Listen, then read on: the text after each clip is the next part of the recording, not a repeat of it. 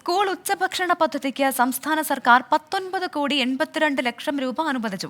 ജനുവരിയിലെ പാചക ചെലവിനത്തിലാണ് തുക നൽകിയതെന്ന് ധനമന്ത്രി KN ബാലഗോപാൽ അറിയിച്ചു. പോഷൺ അഭിയാൻ പദ്ധതിയിൽ 106 കോടി രൂപ കേന്ദ്ര സർക്കാരിന്റെ കുടിശ്ശികയുണ്ടെന്നും മന്ത്രി പറഞ്ഞു.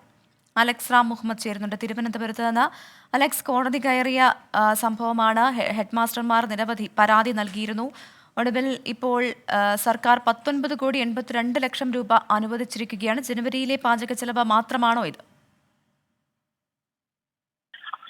പ്രവിധ വലിയ രീതിയിൽ സർക്കാരിനെ പ്രതിക്കൂട്ടിലാക്കിയ ഒരു സംഭവമാണ്. വിവിധ സ്കൂളുകളിലെ പ്രിൻസിപ്പൽമാർ ഇതിനെതിരെ രംഗത്തെത്തിയത് നമ്മൾ കണ്ടതാണ്. കോടതി കയറുന്ന ഒരു സാഹചര്യം ഉണ്ടായി. ഈ ഉച്ചഭക്ഷണ പദ്ധതിക്ക് സർക്കാർ കാശ് നൽകാത്തത് മൂലം പലരും സ്വന്തം കയ്യിൽ നിന്ന് പണമെടുത്ത് ചിലവാക്കുന്ന സാഹചര്യം സംസ്ഥാനത്തിന്റെ പല വിദ്യാലയങ്ങളിലും ഉണ്ടായത് നമ്മൾ കണ്ടതാണ്. അതിലാണ് ഇപ്പോൾ ഒരു ഇടപെടൽ ധനവകുപ്പിന്റെ ഭാഗത്തുനിന്ന് ഉണ്ടായിരിക്കുന്നത്. ഉച്ചഭക്ഷണ പദ്ധതിക്ക് 19,82,00,000 രൂപ അനുവദിച്ചതായി ധനമന്ത്രി KN ബാലഗോപാൽ അറിയിച്ചിട്ടുണ്ട്. ജനുവരിയിലെ പാചക ചെലവ് ഇനത്തിലാണ് ഈ തുക നൽകിയതെന്ന് ധനമന്ത്രി വിശദീകരിക്കുന്നുണ്ട്. പദ്ധതി സംസ്ഥാന വിഹിതമായി ഈ വർഷം 122.57 കോടി രൂപ നൽകിയതായി അദ്ദേഹം വ്യക്തമാക്കുന്നുണ്ട്.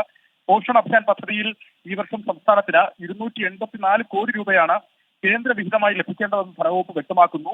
ഇതുവരെ 178 കോടി രൂപ മാത്രമാണ് അതിൽ ലഭിച്ചത്. 106 കോടി രൂപ ഇപ്പോഴും കുടിശ്ശികയാണെന്ന് ധനമന്ത്രി വ്യക്തമാക്കുന്നുണ്ട്. മറ്റു കുടിശ്ശികൾ എല്ലാം പോലെ തന്നെ ഈ ഉച്ചഭക്ഷണ പദ്ധതിയിലും കേന്ദ്രം കുടിശ്ശിക വരുത്തുന്നു എന്ന വിമർശനം കൂടി സംസ്ഥാനം ഉന്നയിക്കുന്നുണ്ട്. പ്രവിധ. ശരി, അലക്സ് റാം മുഹമ്മദാണ് വിവരങ്ങൾ നൽകിയത്.